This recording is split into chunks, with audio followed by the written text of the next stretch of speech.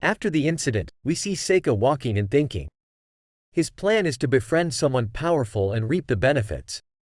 In this way, Seika can avoid what happened to him in his past life. He started to befriend Amiyu, but she's ignoring him and threatened not to talk to her anymore. As Seika and Yifa walk, they notice a jar flying above them. Its contents were spilled and Seika quickly took out his Shikigami and teleported with Yifa. A little while later, they heard Mr. Cordell's voice coming through the glass. Mr. Cordell apologized to Seika and Yifa, who were about to be doused in this green liquid. It turns out that this is a catalyst used in his research. It is a blood of monsters mixed with herbs and ores and also boiled. Mr. Cordell said that he wanted to take it up to the next floor, but he couldn't do it because he was only a light magic specialist and not a black magic specialist.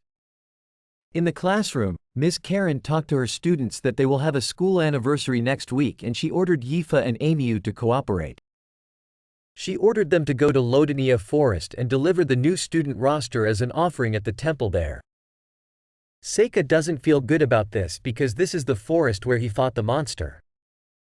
Seika raised his hand and asked the teacher what will happen if Yifa does not agree to what she orders. The teacher replied that it was the third with the highest grade who will go to that forest.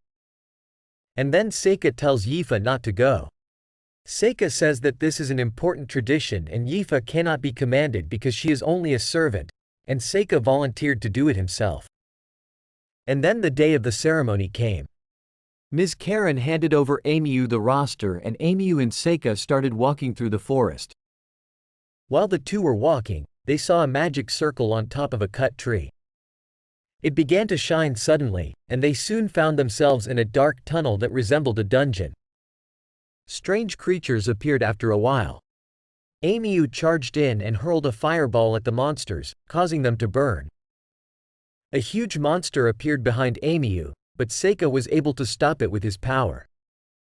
Seika and Amiyu started walking to find the way out. Because it was dark, he released his Shikigami, that served as their light. Seika also attached other Shikigami to the ceiling to detect their whereabouts.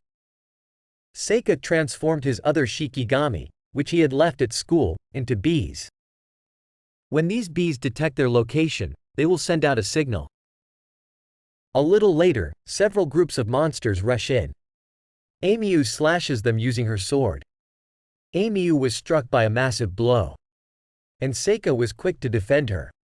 Amiyu is unconscious, so Seika summons a giant centipede, which easily defeats the monsters. Amiyu awoke to find the monsters dead and scattered.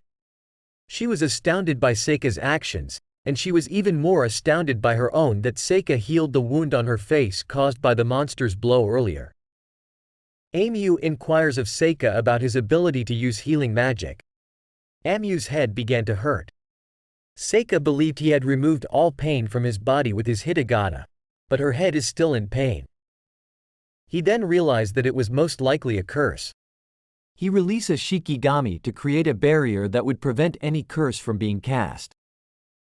He asked Amiyu when her headache began, and she replied that it began when she first entered the academy.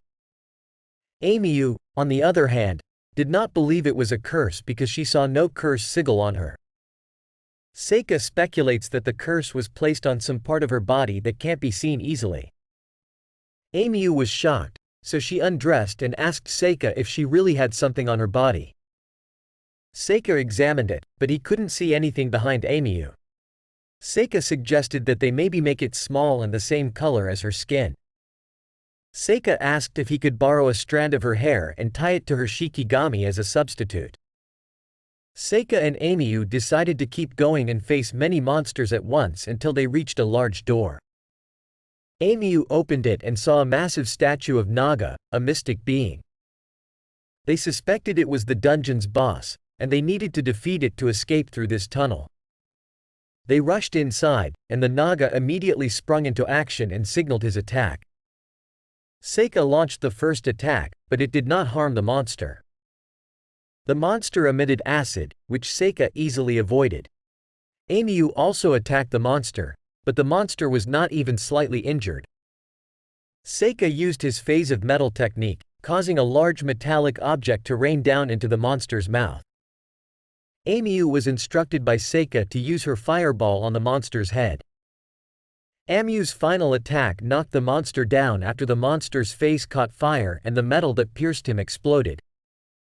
Amiu is overjoyed because she didn't think they'd be able to defeat the dungeon boss. They discovered a mithril sword buried in one of the monster's hands, but the hand was powerless. Seika gave Amiu the sword because he doesn't use a sword. Seika examined a ring that had fallen from the sword. It's odd that there's no magic or mark on it. They eventually emerged from the dungeon, and when their teacher asked what had happened to them, Seika told them everything that had happened to them except Amiu's curse and her inherent power. The teachers had no idea there was already a dungeon beneath that temple, and they couldn't figure out who put the magic circle they had seen earlier. Seika entered the room where Mr. Cordell was also present and stated that he would return the item he had borrowed. He inquired of Mr. Cordell as to how his ritual was carried out. What ritual? According to the teacher, Amiu's condition has improved, according to Seika. How much do you know? The teacher asked calmly.